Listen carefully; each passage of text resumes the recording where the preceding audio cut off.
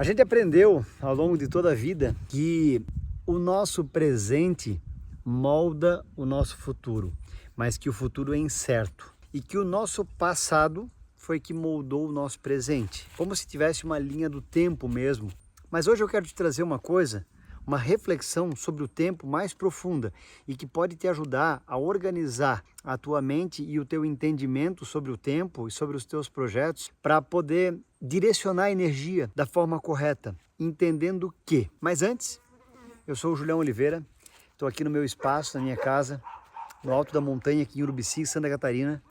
Eu sou terapeuta integral sistêmico, sou mentor, sou empresário, sou aluno de um pajé lá do Acre, trabalho com as medicinas da floresta, como guardião e rezador. E nas horas vagas também sou meio filósofo e gosto de provocar reflexões que ajudam as pessoas a pensarem de uma forma mais expandida e ajudar as pessoas de fato a melhorarem a sua qualidade de vida. Então hoje eu vou falar um pouquinho sobre a percepção de tempo. Como eu falei no início, a gente sempre vê o tempo de forma linear, o passado moldando o presente moldando o futuro. Mas existe uma outra forma de enxergar o tempo que faz a gente construir uma narrativa diferente e construir uma história diferente a partir de decisões e autorresponsabilidade. E é o seguinte, imagina que seja o futuro que molde o nosso presente e o presente que molde o nosso passado. Olha que legal isso. O que significa o futuro moldar o nosso presente? Significa que as nossas percepções, aspirações e desejos em relação à nossa versão futura, à nossa vida futura, é que fazem com que a gente haja de um jeito ou de outro no presente. Se eu quero comprar uma casa e eu não tenho uma casa, então é provável que eu faça pelo menos um pequeno planejamento financeiro. Se eu quero comprar um cavalo, eu tenho que construir uma estrebaria, ter um lugar para ele poder pastar. Então, a percepção de que o futuro molda o presente é legal, porque as tuas decisões de futuro ajustam a tua ação para encontrar recursos, pessoas, ambientes para o teu momento presente. Então, a moldura do presente é feita com base nas tuas aspirações.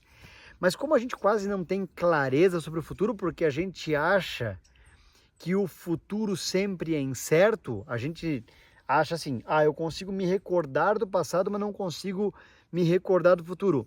Mas isso é só porque a gente aprendeu que o futuro é algo ainda não existente, mas isso não é real.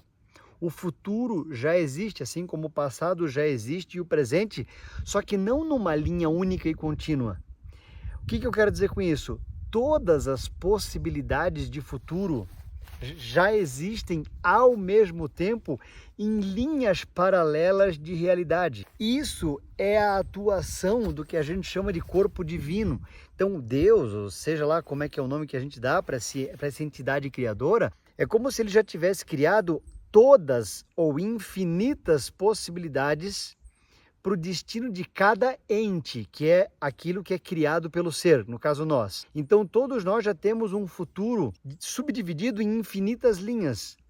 A partir da nossa decisão, consciente ou inconsciente, a gente vai acessando através de níveis frequenciais quais caminhos a gente vai seguir. Em outras palavras, a gente vai acessando quais frames, porque é como se fossem quadros de realidade que a gente vai acessando e aí juntando um atrás do outro, a gente consegue visualizar isso em forma de tempo linear. Acho que deu para entender, né? Então, o futuro ele já existe e quando a gente acessa esse futuro com clareza, a partir de processos diversos, especialmente terapêuticos, a gente consegue então direcionar para esse futuro e aí ter mais clareza sobre quais ações, recursos, pessoas e ambientes a gente vai precisar para agora. É uma mudança de percepção sutil, mas muda todo o jogo. Quando eu falo que é o presente que molda o passado e não o contrário, é porque quando a gente vive uma percepção de mudança de paradigma interno, quando a gente muda a nossa percepção sobre quem a gente é hoje, naturalmente a gente também começa a mudar a percepção que a gente tem sobre quem a gente já foi, sobre os quadros que a gente já escolheu. Por quê? Porque no momento em que eu trago consciência para o meu eu do agora e mudo a perspectiva do meu eu e mudo as características do meu eu, o que antes eu considerava ser, por exemplo, uma perda, uma dor, a partir desse momento eu passo a entender como um aprendizado. O que eu considerava que era uma perda, eu passo a tratar como um livramento, uma catarse, entende? O que eu considerava antes que era um atraso de vida, eu passo a considerar como se fosse maturação do processo ou do meu sistema interno. Então, o passado ele não é fixo, não é o que aconteceu de forma rígida, é como eu qualifiquei a minha experiência que faz o passado ser como é. Então, se eu mudo a minha percepção de presente, automaticamente eu começo a mudar a minha percepção de passado, entende? Então, resumindo, no final das contas, o futuro altera o passado, porque minhas decisões para o futuro vão alterar a ação presente, vão mudar o meu estado de consciência presente e vão alterar minha percepção de passado. É uma mudança de paradigma, mas é muito interessante olhar por esse aspecto, porque o detalhe é que enquanto a gente não faz essa mudança, a gente fica grudado num sistema de percepção de tempo que faz a gente acreditar que o que aconteceu está imobilizado. E quando está imobilizado, se a minha crença em relação ao que já aconteceu é ruim, vira isso uma base para o que vai acontecer no futuro. Por exemplo, eu tive derrotas financeiras na vida. Se eu acreditar em que foram derrotas, não foram livramentos, não foram aprendizados, se eu acreditar que foi uma derrota, eu boto aquilo como uma base e digo, se eu tive derrotas no passado, é provável que eu não tenha vitórias no futuro. Eu consolido uma base. Ou eu só tive relacionamentos difíceis até agora. Beleza, aquele era o modelo mental que tu tinha, aquele era o padrão que tu tinha. Não quer dizer que com o padrão que tu tem hoje, com uma expansão de consciência que tu está fazendo hoje, tu vai atrair os mesmos relacionamentos. Então tu projeta o relacionamento que tu quer no futuro, que tu quer experimentar e viver, tu vais naturalmente alterar a tua ação, o teu comportamento, tu vais te observar melhor, tu vais mudar o teu meio de convívio e provavelmente isso vai acontecer, tu vai acessar e aí isso muda tuas percepções do passado, porque aí tu não vai me dizer que aquilo no passado era ruim, era só preparatório, era necessário, entende? Então, essa mudança de percepção do tempo, ela faz a gente sair de um papel de vítima para um papel de protagonista.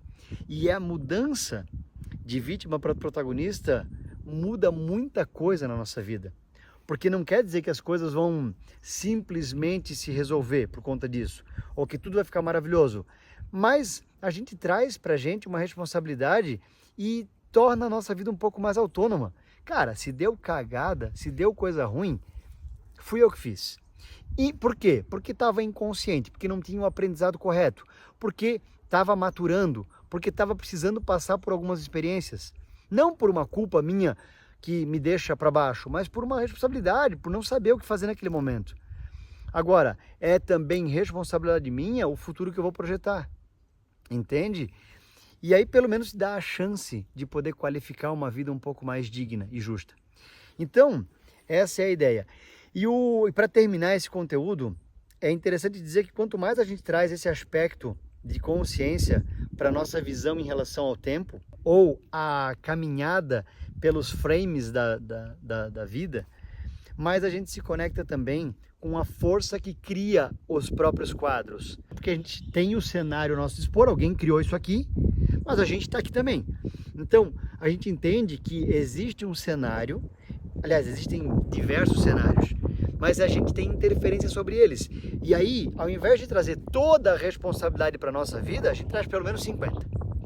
50% é o ambiente, 50% sou eu que faço. E aí isso dá uma conexão um pouco maior com os seres criadores. Isso é consciência, isso é o que a gente chama de espiritualidade. E esses seres criadores pode ser que sejam o nosso próprio eu superior.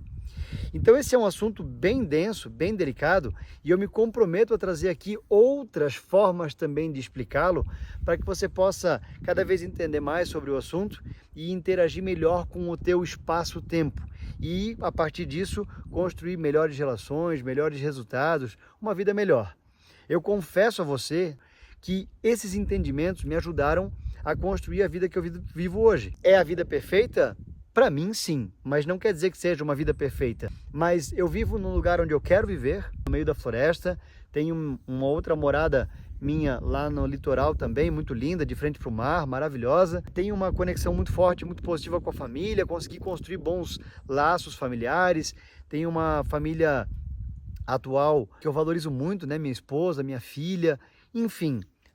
Os próprios recursos, né, que a gente foi construindo. Então tudo isso não foi aleatório, não foi só jogada de sorte. Eu considero que viver hoje de uma forma que me agrada tem a ver com o quanto eu fui entendendo da vida, o quanto eu fui entendendo dos processos da vida, né? E é isso que me move agora, é ajudar pessoas através do meu servir como terapeuta, como mentor, como empresário, como orientador, nos nossos programas individuais e também coletivos, a vivenciarem. A gente volta aqui num próximo vídeo e deixa nos comentários se você conseguiu captar bem a mensagem, se conseguiu entender bem o que eu quis dizer, ou se ficou alguma dúvida, ou se você concorda ou se não concorda. Se rolar também, segue a gente aqui no canal, dá o joinha aí para a gente poder melhorar nossa qualidade de entrega e a gente se vê em breve. Tamo junto. Rausch, Rausch.